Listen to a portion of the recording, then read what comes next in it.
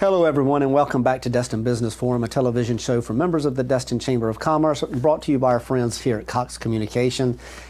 You're going to enjoy this next segment. It's one of my best friends in town, and I'm honored and privileged to call her that, and talk about the great work that the Mattie Kelly Arts Foundation does. I got Marcia Hall, the CEO, and Melanie Moore, the new education director there. Thank y'all for being here. Well, thank you for inviting us. I don't know anything about what you do, so I don't know what to ask. I'm not involved with you guys at all. You're not involved in the chamber. So I'm just going to turn it over to you, Marcia, and let you tell us about Mattie Kelly Arts Foundation. Oh, well, thank you for your friendship.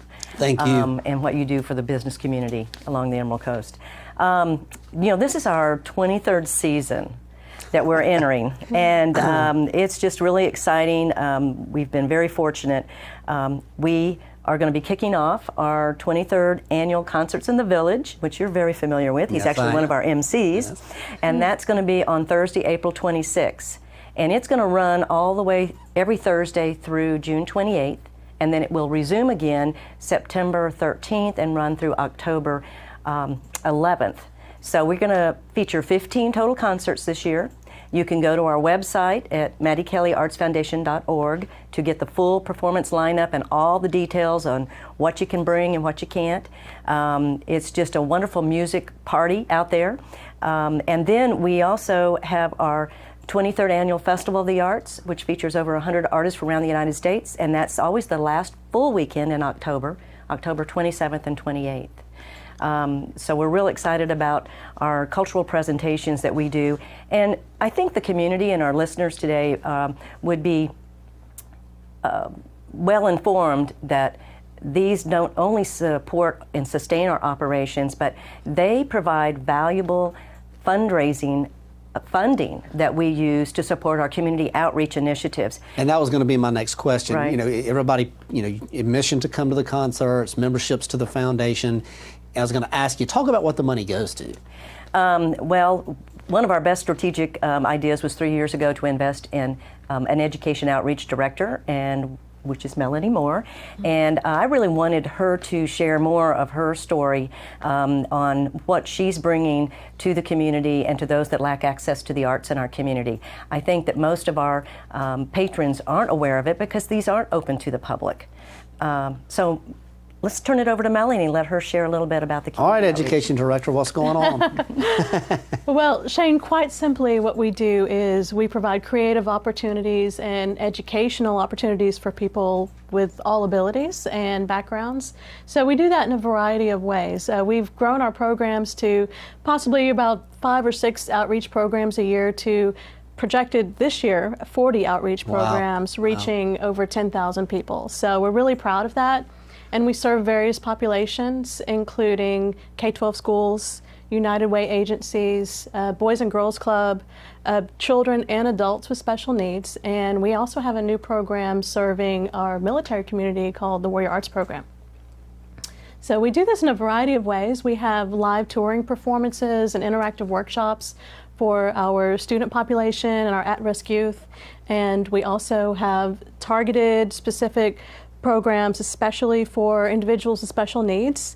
We had a residency with the artist who was the first inventor, or the inventor of the first ever painting wheelchair. Right. And we did some interactive mural painting and with adaptive tools. And you take these programs to the people. They don't have to come to you. Exactly. Right. So we try to reach those who lack the access to the arts or those specific arts experiences.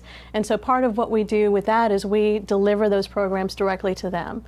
And as you probably know, most of those who lack access to the arts also lack access to transportation. So they might not be the individuals who are able to enjoy our concerts or our Festival of the Arts.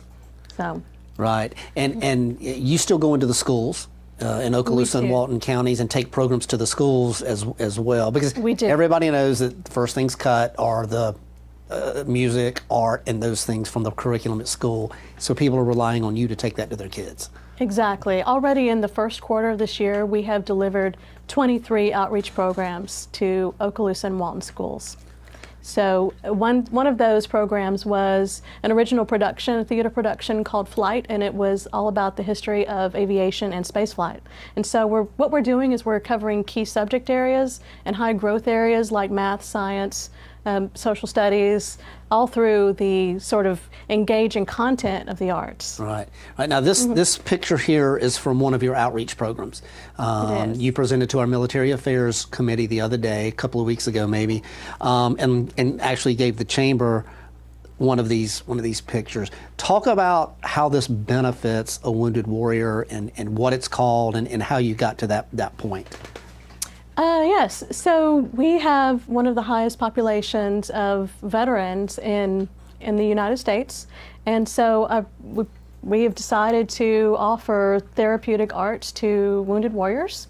And this is a piece by a local wounded warrior artist, Bobby Dove, who also operates a fishing charter. And he is on the board of Special Operations Wounded Warriors, and we first collaborated to bring art programs to individuals with post-traumatic stress and traumatic brain injuries.